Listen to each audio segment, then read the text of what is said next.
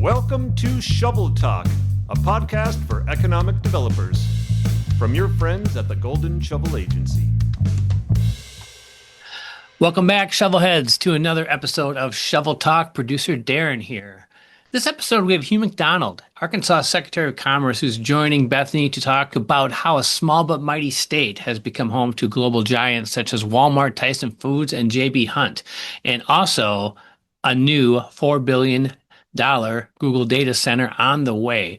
This should be an exciting chat. Take it away, Bethany. Hello, everyone. Bethany Quinn, president of Golden Shovel, and I want to welcome you to another episode of Shovel Talk.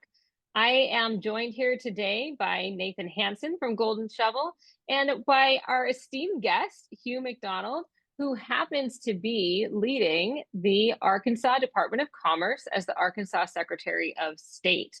Now, Hugh, whether you like it or not, I'm going to read a little bit about your bio, and the bio is long, but it's well worth the read.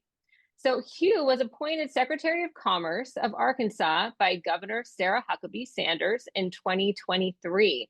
He previously served as President and Chief Executive Officer of Entergy Arkansas from 2000 until 2016. Entergy, for those who are not familiar, is the state's largest electric utility, serving more than 700,000 customers with annual revenues exceeding $2 billion. Hugh joined Entergy in 1982 and held leadership positions across Louisiana, Mississippi, Texas, Arkansas, and he is also a past board member of the U.S. Chamber of Commerce and has served in leadership positions in Arkansas businesses and educational organizations. So I say all of that to welcome you, Hugh, because you have a great breadth of knowledge and expertise that we're excited to dive into today. Welcome. Well, thank you, Bethany. It's good to be here. So I have to start by asking you about this great state of Arkansas.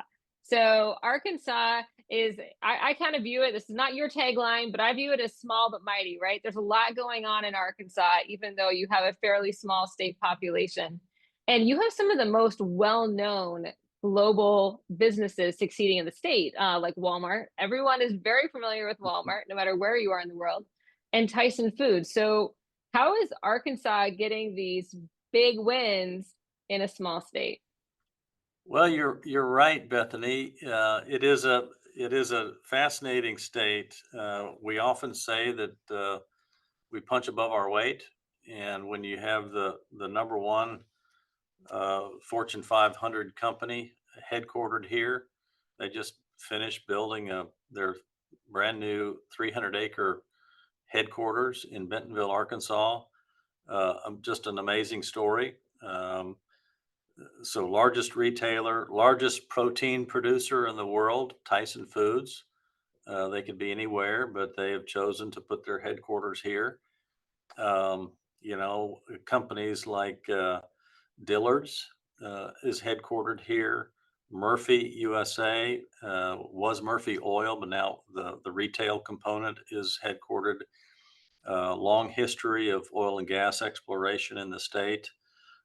J.B. Hunt, probably one of the largest trucking, but really more of a logistics company here in the state of Arkansas. So Stevens Inc., which is, I don't know if it still is, but at one time was the largest investment banker company in the United States that was not located on Wall Street in New York. So a lot of huge companies, homegrown companies. All those companies that I mentioned are all homegrown. So has always had an entrepreneurial business in the blood. It's in the water, and we like to think that a lot of that is as a result of just the business climate, but also the ingenuity and the grit and the pragmatism of the people getting things done. I mean, we've also, Mississippi County in Northeast Arkansas produces more steel in that county than any other county in the country. And I was not aware of that. Yeah, and we're getting bigger. Um, they just announced last week another $3 billion investment, also in Mississippi County. So I think we will see over the next 5 years with the Nippon Steel partnership and U.S. Steel that Arkansas will become the the steel production capital of the United States. So that's happening. So really excited about that. We've got a governor Mhm. that's really pro industry, pro support, pro business climate, common sense regulation. Yeah, we think we're hitting on all cylinders and routinely punching above our weight. So yeah, it's a fun place to be, and it's also a great place to live, and a lot of outdoor recreation opportunities that the governor is really leaning into as well. Mhm. Yeah, absolutely. In fact, we were chatting about hunting before we hit record. So there's a lot to do in Arkansas. Now, one of the things that I know the state tries to be known for is being nimble in the business context. What does that Yeah. mean to you? Well, because businesses have to be nimble, we try to emulate and act like a business and make quick decisions. Uh, because we're a small state, we think we can move fast, and we do move fast. We often tell stories that within one or two phone calls, you can get to the right person, Hmm. whether it's in business or whether it's in state government, to get your problem solved. So that's an example of being nimble, being small but mighty, and solving problems. Just what's your issue? What's the problem? How can we fix it? And whether Sure. it's permitting, whether it's you name it, you name it. So we pride ourselves in being nimble. That makes sense. So really it comes down to how do we get things done and how do we get them done quickly and efficiently? That's what I'm hearing anyway. Exactly, exactly. How do we And operate more like a business? yeah, and that makes a lot of sense since that's who you're trying to attract, right? Now, I know that even at the state legislative level, there has been movement to try to become even more pro-business, and that kind of came through with the impact legislation. Can you tell our listeners more about that? Yeah, I'll start by I mentioned the governor is very has a very pro-business philosophy. Our legislature is the same. We've had the governor and the legislature have made passed three tax reductions since they've been in office in the last 3 years, both personal and corporate income tax, and eliminated the grocery tax as well. Uh, Hmm. that multiple governors have worked on trying to eliminate the grocery tax and have chipped away at it over a number of years, and they finally eliminated it in this last session. So what we did when we got here, the state hadn't done a sort of a top to bottom review of their incentives over the Hmm. last 20 some odd years. Last time we did it, maybe it was close to 25 years ago. And we really reached out to the economic developers across the state and made them really part of the process, or made them really lead the process. What are those incentives that we have on the books that we really don't need, we don't use anymore? What are some of the incentives that we need to strengthen, or what are new incentives that we need to add to the books? And that was the whole approach to the impact legislation, impact, which stands for Improving Markets, Promoting Arkansas Commerce and Trade. And it probably had a dozen or so pieces of legislation, anywhere from entrepreneurship to data centers or to energy legislation, that we were very successful in getting and the legislature was very successful with the governor's leadership to support every one of those pieces of Hmm. legislation to get passed. And we had data center incentives, we had we have a brand new industry, or a nascent industry, I should say, that's really trying to develop in lithium refining and Hmm. extraction. So we passed a lithium sales tax exemption incentive all along the lithium and battery and energy storage, grid scale energy storage supply chain. Looked at automation and modernization for existing business incentives. Any project where they want to make a $25 million investment, there's some tax credits associated with that. Headquarter relocation incentives, a big one on energy.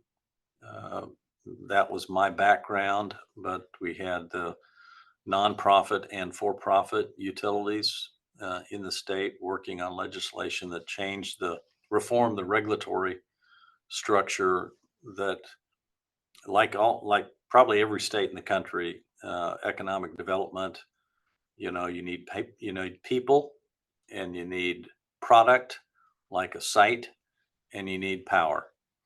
And power is becoming more and more important. You're hearing that everywhere you go, especially with the rise of AI and the need for many more data centers across the country, and they just consume a tremendous amount of power. And that was my background. So we were able to change the regulatory mechanism to allow uh, utilities to be able to recover their costs sooner, still have regulatory approval as part of the cycle, but shrink that down from about more like 6 months instead of 18 months.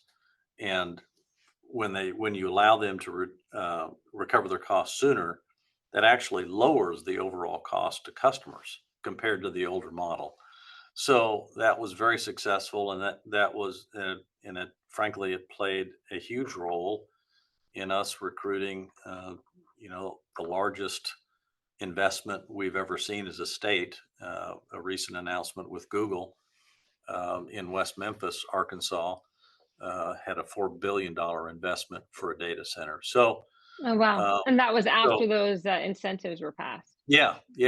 Okay.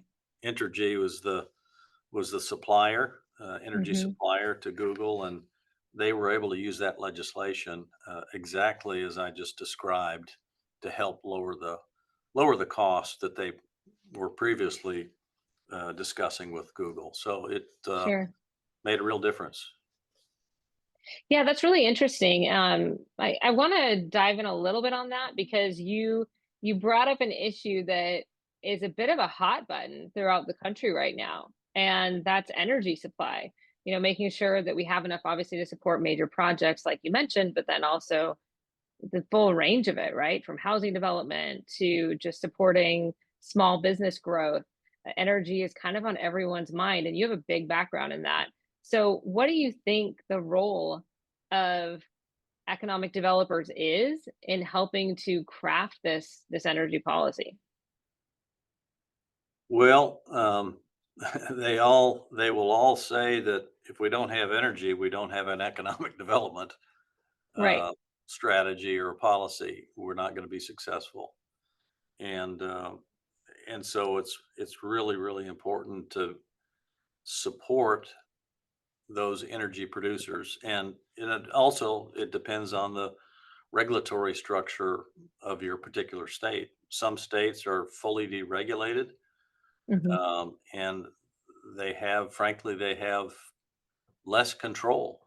um, in a regulated state like Arkansas, the utilities are fully regulated from generation to distribution, and so there is more control by the regulator, obviously. Um, Hmm.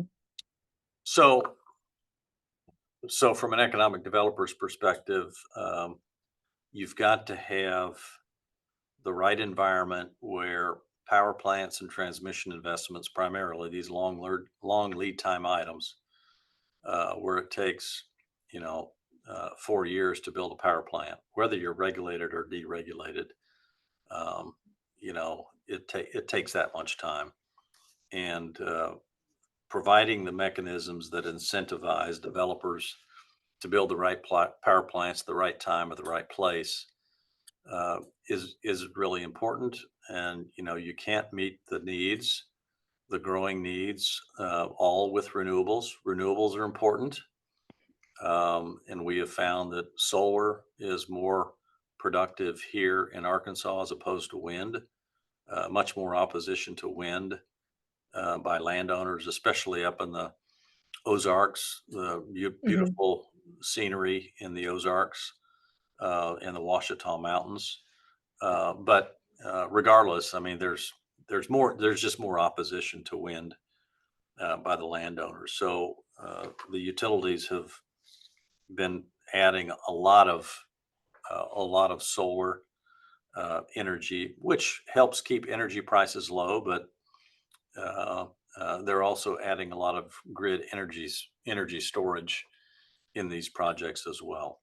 And the data Hmm. centers, for example, are making significant, at least in this case with Google, they've made significant capital contributions to try to minimize the impacts on other customers, whether they're making those contributions, the fixed cost contributions to the transmission infrastructure or the generation infrastructure. So it all depends on what was negotiated, and I don't have privy to um, the confidential nature of the power supply contract that they negotiated. So uh, Sure. and it's there's been some challenges, problems seen all across the country with data centers that have really tried to shed or push costs to the residential customers. And you may be able to do that once, but Hmm. um, eventually, especially in Maryland, Virginia, where you live, it's been in the PJM territory. It's been a real hot button on how the data centers have impacted cost to mom and pop businesses as well as residential customers. So you got to do it smart. Yeah, and so you said a lot there that I think is valuable, and I just kind of want to recap some of that for our listeners. So a couple things that I want to point out is it sounds like you're advocating for an energy strategy that is not one note, right? You need to be able to get multiple sources of energy, and it needs to be sources that are supported by your landowners and your local community. That was something that really stood out to me. Yep. You mentioning it, their opinions on the view, for example, they don't want to disturb. That matters, and I think that's always such an important part of economic development is engaging our stakeholders before we try to roll things out, just to make sure that there's broad support. I also appreciated how you brought up the importance of the company coming in, helping to share in some of that financial burden. So that way it doesn't just hit people who are living inside the state. And ultimately, as economic developers, we want projects to come in, but we also want them to be successful long term. And I think making sure that we sow goodwill instead of the seeds of discontent is definitely a good idea. Yeah, well said. The data centers, whether you like it or not, they're here. Whether you Hmm. like it or not, AI is here, and it's going to continue to grow and be part of everybody's way of life and everybody's work. And and right now with the technology, these data centers consume a tremendous amount of energy, and the Googles and the Amazons and the Microsofts, they don't want to become um, the local community's enemy. They want Sure. to try to uh, uh, be productive citizens of the community, and they recognize that. So they want to be part of the solution. And frankly, I think this industry is what's pushing the country, in addition to the current administration, to be more accepting of let's figure out productive ways to bring nuclear power back Hmm. to this country. And you're seeing some data centers that just have huge balance sheets. They can do it. Uh, Sure. so more to come on that topic for sure. Oh, absolutely. And you're right. This isn't going anywhere. It's going to continue to be a hot topic. But I think everyone will be watching the state of Arkansas and see how this project plays out because, if you're able to strike that balance where, Google coming in and then also everyone who currently lives and does business in the state feels good about the project a couple years in, then you've got it right. Yeah, I think so. And and hopefully it actually can Hmm. potentially lower cost to other customers. Well, that would definitely be the win. That would be Yeah, great. yeah. They're already very excited about that. Well, hey, speaking of wins, I know we were looking into some things before this interview and looking at some of the accolades Arkansas has gotten lately, including number 10 for economic outlook, number 2 for construction climate. I got to dive into that with you because that's really interesting to me. Everyone's struggling with construction, so what is Arkansas doing right to be number 2? Well, again, it goes back to that being practical, being pragmatic, being we've got some great construction companies in this state, but I know we also have a lot of construction companies from out of state. But it's permitting, speed to get your project permitted, um, finding the trades. The governor, workforce is probably one of the hardest things to solve Hmm. because there are so many entities involved, whether it's higher ed, K through 12, private training courses, and all the employers trying to find the skilled labor that they need. Our governor has really doubled down. That was one of her major objectives in this term to finally develop a comprehensive workforce development strategy. And I would say that we've made a good start. We'll never be done. It's a continuous Hmm. process, and we need to do more as a state, in my opinion. And we're moving in that direction. But yeah, I was that number 2 on construction climate. That was a nice. I saw that a couple of months ago when that came out. And there's a ranking. I don't know all the variables on how they rank it, but it's cost of living, it's construction climate, it's the supporting of apprenticeships and the trades. The state Hmm. is really focused on that, and just getting stuff done, getting out of the way. Yeah, so you feel like the workforce programs have definitely contributed to getting more people into the construction trades? Yeah, they certainly have. We're placing much more emphasis on that than we have in the past, in a more of a strategic way. Um, so yeah, it's we may want to edit this part, All but right, Victor, you can edit this part. yeah, it's a huge priority of the state, with all the projects that have announced, and Hmm.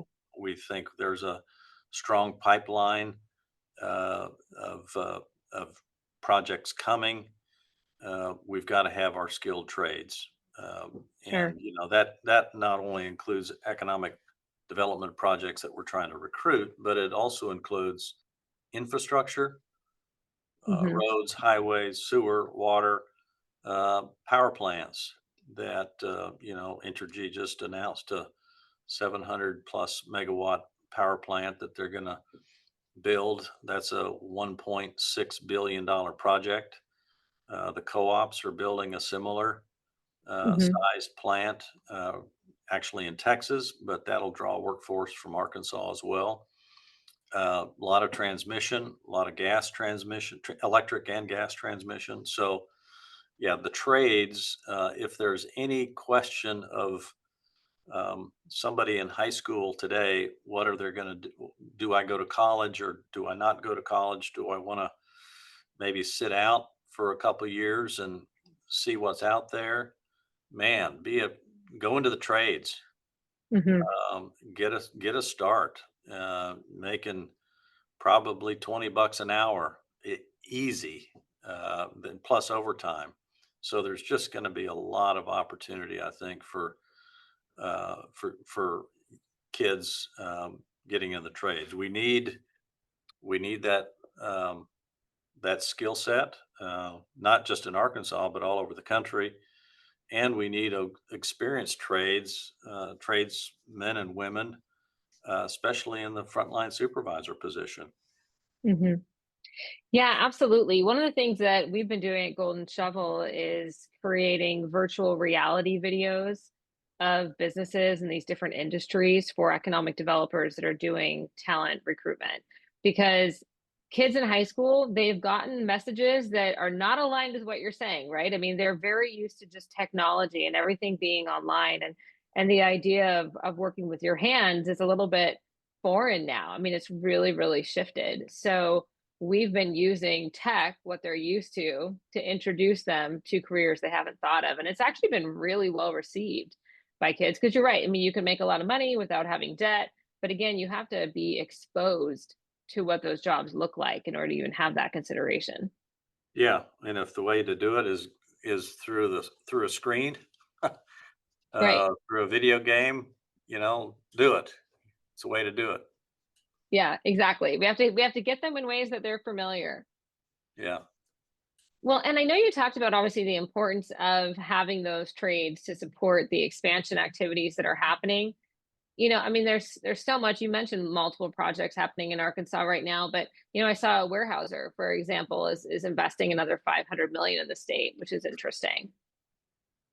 Weyerhaeuser, yeah, Green Bay Packaging earlier this year, $1.4 billion project, expanding an existing facility in Morrilton, Arkansas. I mentioned U.S. Steel last week announced a $3 billion new mill, a direct reduced iron Mhm. DRI plant. Um, Another steel project had a grand opening last week. High Bar, $1 billion project. So there's just a lot of activity that is keeping us busy. Yeah, yeah, absolutely. Absolutely.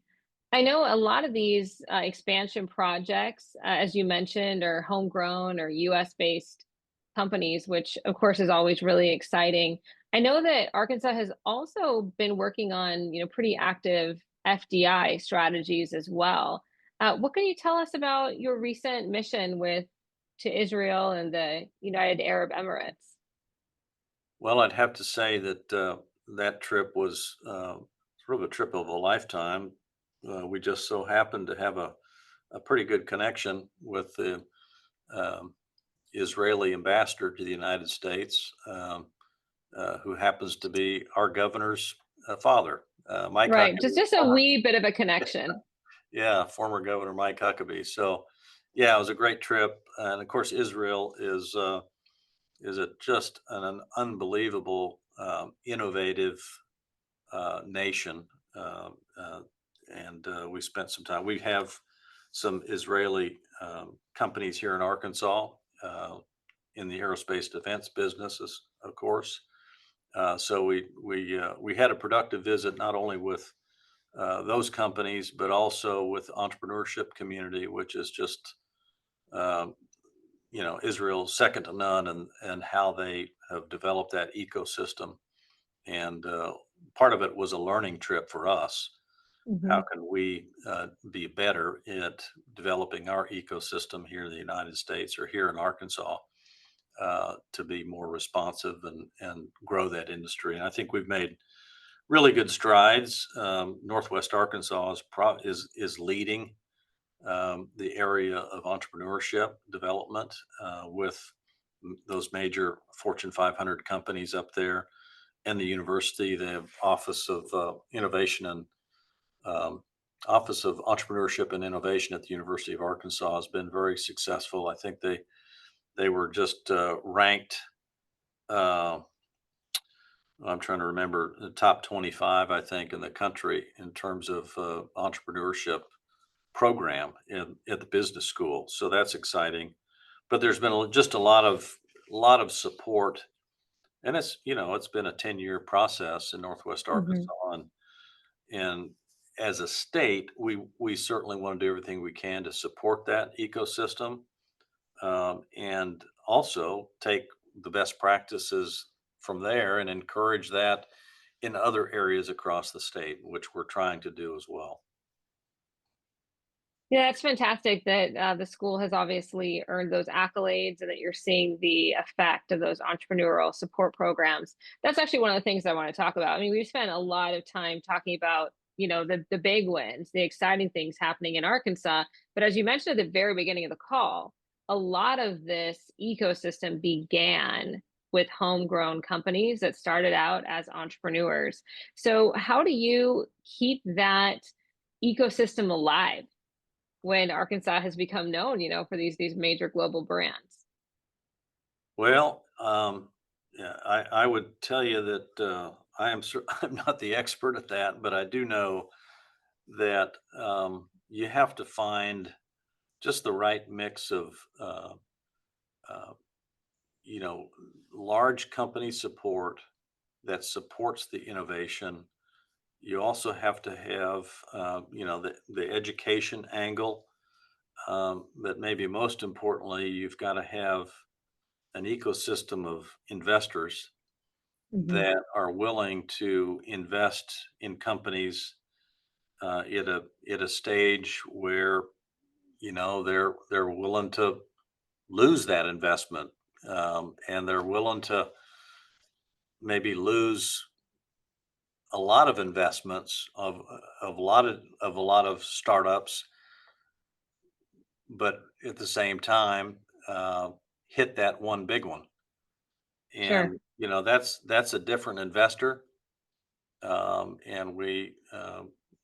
the Northwest Arkansas Council, um, a business organization, regional business organization in Bentonville, has brought investors all across the country to Bentonville, and a couple weeks ago they came to Little Rock to Hmm. get them in front of invest and get them in front of entrepreneurs, and allowing these entrepreneurs to make pitches. And some of those entrepreneurs Sure. are here in Arkansas.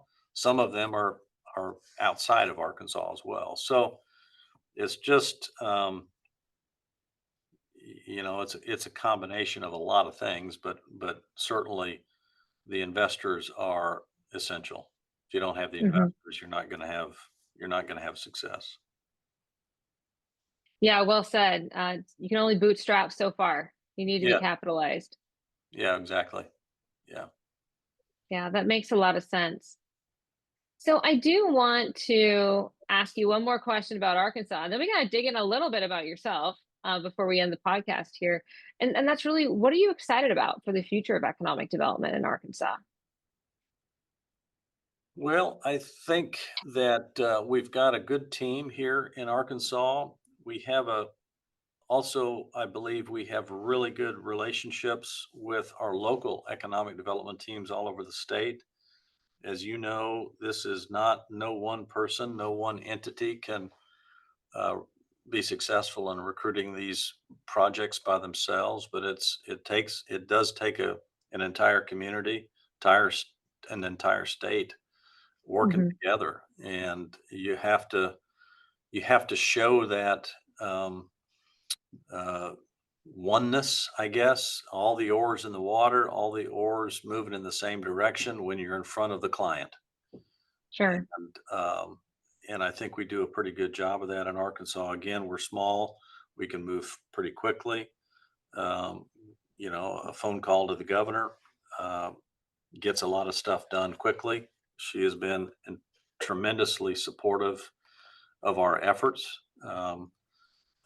on our strategies. So it does take a team effort, and I think we're trying to get the message out. some of the feedback we've had from site consultants was we need to be louder. Okay.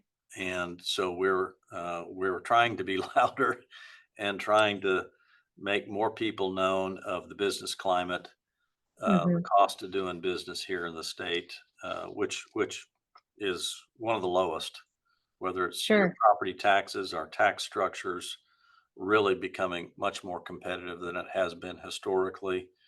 And the inflation, if you compare our inflation to every other state in the country, this was tracked by the United States Senate, actually. We had the lowest inflation from COVID area to the end of 2024. We were ranked number one. So again, back to just the cost of doing business. Mm-hmm. So yeah, I'm excited about that. And with the administration, another thing that I'm excited about is our congressional delegation and our governor and how well they work together. We have 6 members of our congressional delegation, and every one of them chair a committee. Senate and House. That's good access. Yeah, Senate and House Intelligence Committee chairs, Ag chair in the Senate, Financial Services chair in the House, and Natural Resources chair in the House. So it's a tremendously powerful, lot of influence in that congressional delegation. Of course, our governor, former press secretary in the first Trump administration, hugely influential as well. So that doesn't, the planets are aligning. Sure. And in this business, your political influence is important, and you need to leverage that as best as you can when you can. Mm-hmm. Yeah, absolutely. And really it comes down to, for those who are listening and want recommendations, it comes down to building those relationships, because those relationships are really established over time. One of the recommendations that we make continuously is don't wait until you have a need to establish relationships with leaders at the local level and at the national level. You need to know who your delegation is and have sat down across the table before you ask them for anything, right? So take the time to invest in building those relationships. Yep. With that, and with foreign companies.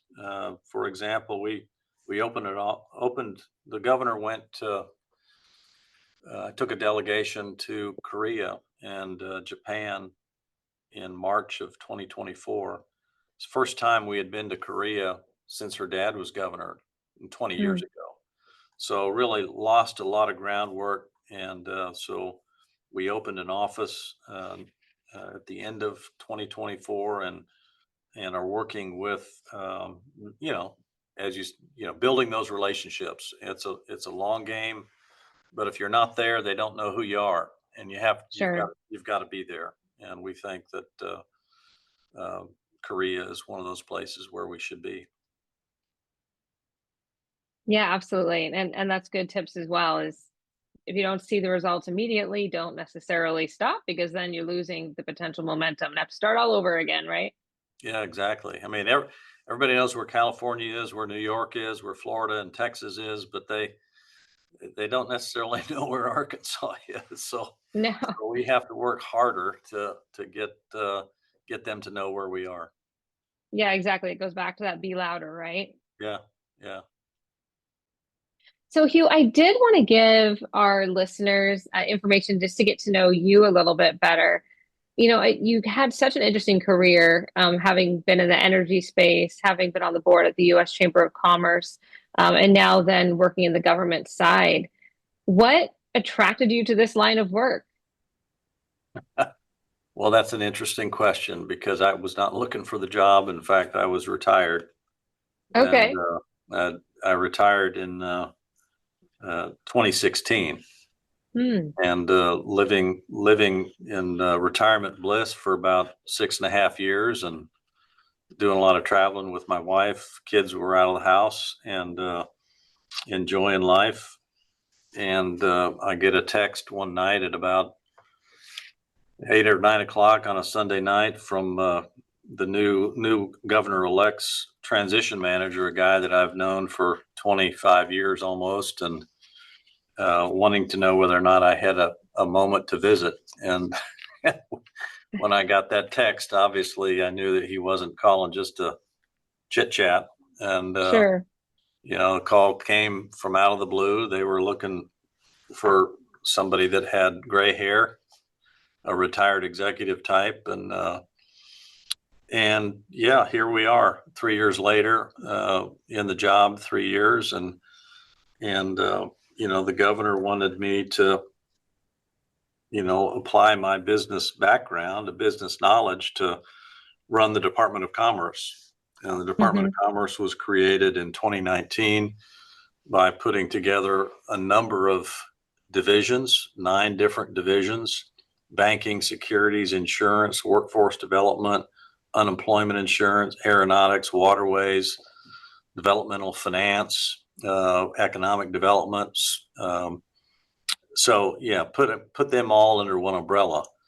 And they were all kind of going in their separate directions. And we've done a lot to realign, reorganize, which I've enjoyed doing. It's hard work, of course, but to try to reorganize and structure the organization more like a business, centralize certain shared services type functions, which, they were all in communications, human resources, finance, procurement.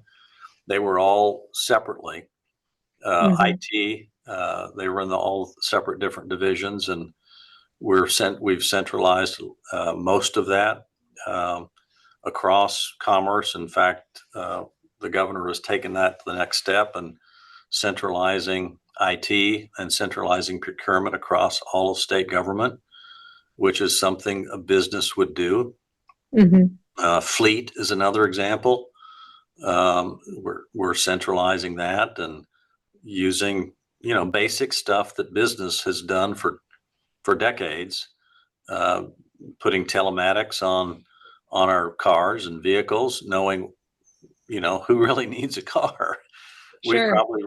We've reduced our vehicles in commerce by 30%.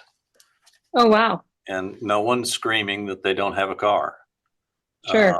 So doing just again, this is not rocket science. Changing the way we evaluate employees' performance, have it more of a continuous improvement, specific goals and objectives. That's something that hasn't been done in the state, and that's a culture change, and that takes that takes a long time. But I've enjoyed that, and I would tell any former executive that has business or that has the time, and if they ever get the call, do it, because I think they can make outsized contributions to change things for the better. And there's government and business are different, no doubt about that. They have different missions, but frankly, how you run them are more similar in terms of organization structures, business processes. There's more similarities than there are differences, and people who have that experience, and if you ever get the chance, I would say do it, because you can have an impact. Yeah, that's really good insight. There are so many people that are retiring now after successful careers, and the opportunity to serve your state or your community in whatever capacity, I think would be appealing for a lot of people, but not necessarily something they consider, because it does seem like it's a very different type of job, very different experience. But it sounds like you're saying you can apply the exact same lessons to both. Yes, you can, but yes, it's different. And there's Yeah. And some things I'll never get used to. But it's an opportunity that, it's very rewarding as well. And I've just been honored to have gotten the phone call. That's great. Well, it sounds like the state's probably glad that you did. Now, I've really enjoyed our conversation today. I'm going to throw a curveball at you, though. We have a game at the end of our podcast every time, and we purposely don't prep you for it because it wouldn't be any fun if we prepped you for it. And it's called Shovel Toss, where we ask you a bunch of random questions, again, that you've not been prepared for. And you have to answer as fast as you can, because we're going to see how many questions you can answer in 1 minute. Oh, jeez. Okay. All right. Are you ready? I got my stopwatch here. I may fail miserably here.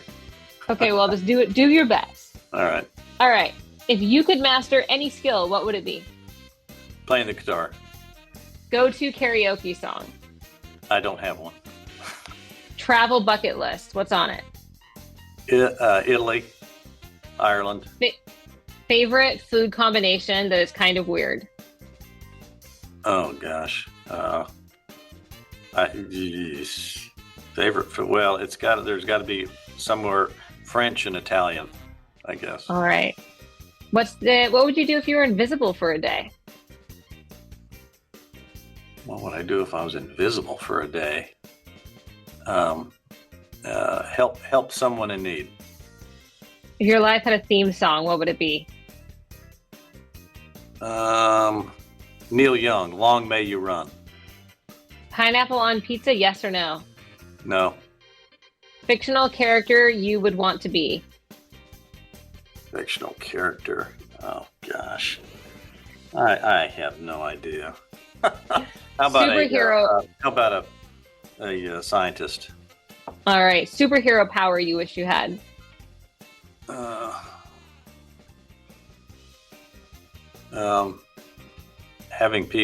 Getting people together to agree on a single direction. How's that? Oh, there you go.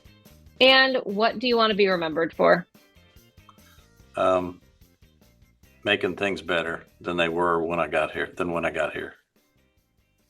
You did pretty well. 1 minute 30 seconds to get through all 10. That's Okay. pretty good. All right, good. You did a lot better than you thought you would. There's some pretty lame answers in there. That's all right. You got the karaoke one, and that normally stumps people pretty bad. What was What was my karaoke answer? Your Neil Young answer. Oh, Neil Young. Okay. Yeah, okay. I'm a Neil Young fan, so that was easy. So it worked out. Well, thank you again for being with us today. As a reminder to everyone, you've been listening to Hugh McDonald, who is the Arkansas Secretary of Commerce. I'm really excited to hear about everything happening in the great state of Arkansas and appreciate your time. Have a wonderful day. Good to be with you, Bethany.